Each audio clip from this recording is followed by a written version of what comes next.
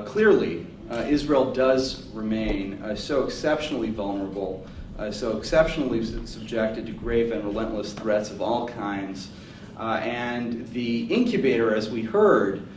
for a global environment that only further metastasizes so many of the challenges that Israel faces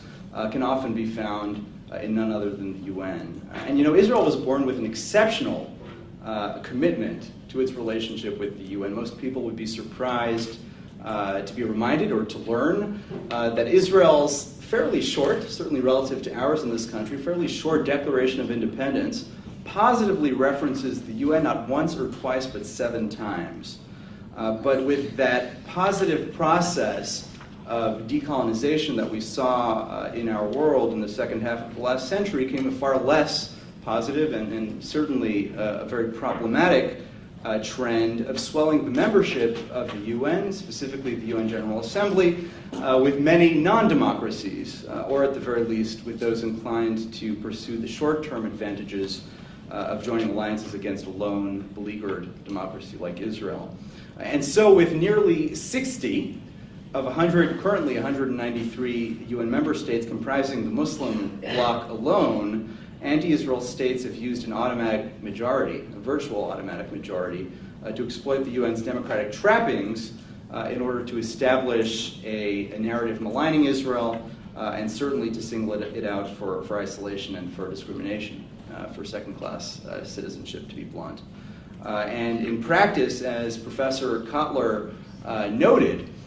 this has meant that Israel is routinely condemned in UN forums, no matter the theme, no matter the focus, not only more than any other single country, including an array of the most vile perpetrators of human rights violations anywhere, but often more than the rest of the planet combined, and this is something that Sarah mentioned as well. In turn, 3 permanent bodies of the UN, a special rapporteur or investigator, a separate, as Professor Kotler mentioned as well, separate Human Rights Council agenda item, and countless emergency special sessions, so-called fact-finding missions, and more, all dedicated to advancing Palestinian political messaging and goals. And if all of this weren't enough, the Palestinians alone, of all of the world's varied nationalist movements, of all of the world's, all of the parties engaged in territorial conflict or disputes around our globe, only the Palestinians are the beneficiaries of a dedicated refugee agency operating on terms different from those applied to the rest of the world's refugees. Only the Palestinians are the beneficiaries of an International Day of Solidarity, and this year, an International Year of Solidarity. And finally, now the Palestinians are the beneficiary of an actual non-member seat in the General Assembly as a quote-unquote state of Palestine. This despite the fact, as we heard, that the UN is a key part, 1 of 4, of that diplomatic quartet, which had insisted upon direct negotiations alone as a means to settling final status issues like Palestinian statehood. And to bring it to the current moment, of course, the UN has also now welcomed that Palestinian governing partnership that includes Hamas, despite the fact that Hamas has explicitly rejected every single one of the quartet's essential conditions for any kind of legitimate political engagement. And meanwhile, although the UN Secretary General, Ban Ki-moon, was quick to express sympathy at the time of that horrific terrorist hostage-taking last month of the 3 Israeli boys, I was struck personally. Never managed, just when you think you can't be surprised, you find a way to be. In meeting 2 weeks ago with a very senior UN official, I was struck by his readiness representing the leadership of the UN only in the case of a similarly heinous attack like the Boko Haram abduction of schoolgirls in Nigeria, to describe that kind of action as horrendous, to take his language, as an act of terrorism, and an act of terrorism that also terrorizes the families of the young people involved and others. And needless to say, while a lethal, fanatic global terrorist movement like Hezbollah continues to amass unparalleled strength. And far be it for me to belittle it, especially on a day like today, but Hamas capacity and Hamas actions are child play compared to the capacity, the past actions and the potential actions of Hezbollah based in Lebanon. It's only when Israel is finally forced to respond to the acute threats and the outright attacks by groups like Hezbollah that the UN sees fit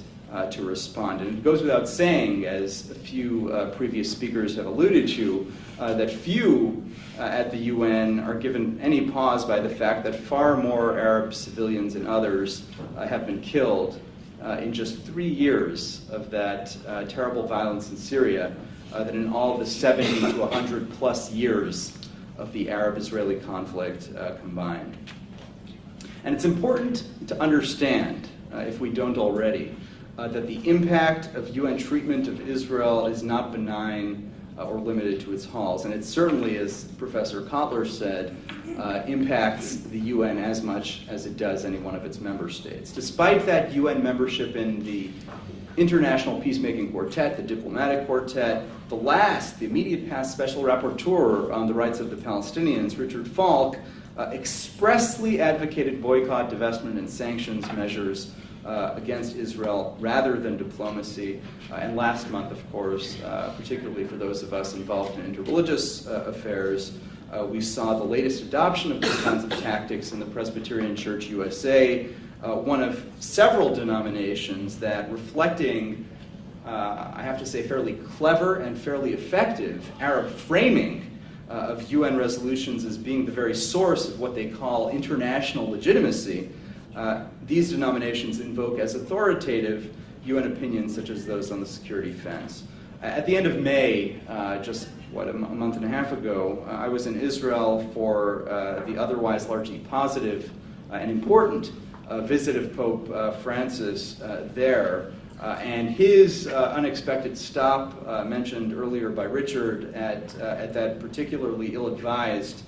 point along the security barrier, was soon followed by UNESCO's vote to rush the designation of Batir near Bethlehem as a World Heritage Site. And this was something that the Palestinians had pushed both to advance their political claim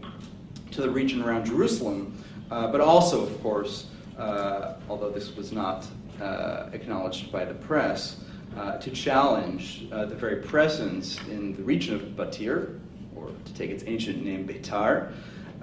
the presence in that area of the defensive barrier. And that barrier, as we've established here today, as we know very well, is about nothing less or more than Israel's very right and responsibility, whenever possible, through non-lethal and reversible means,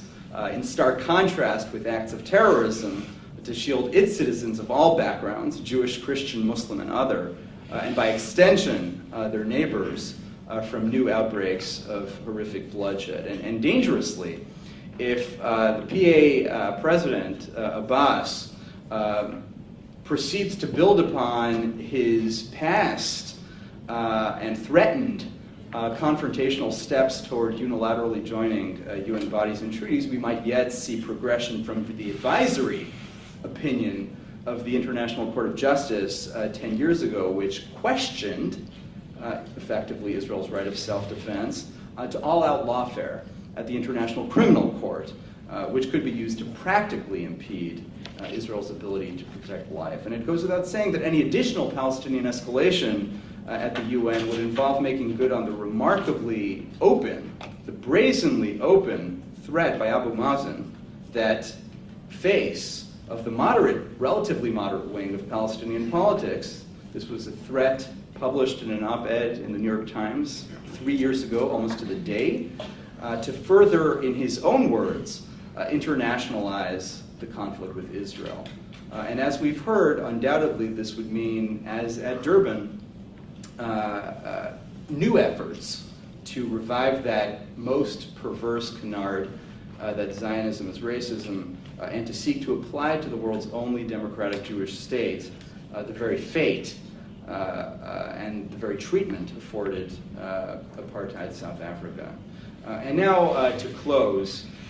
I do want to acknowledge that we do on occasion, and we have, particularly over recent years on occasion, seen some tentative, modest steps in the right direction at the UN. Israel, which deeply, deeply aspires to offer the positive contributions that it's capable of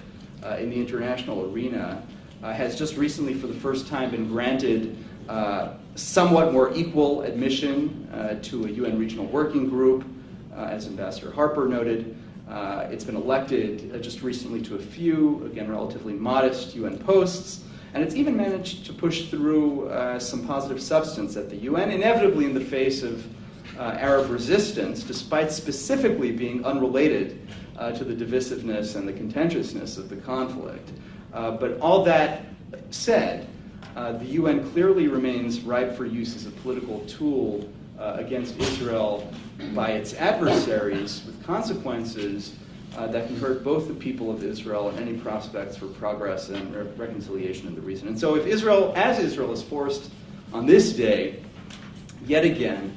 to focus on protecting the very lives of its citizens, I think all of us, its friends and its admirers around the world, have an obligation to continue making known our unwillingness to see global institutions, our global institutions, used to deny basic fairness, basic honesty,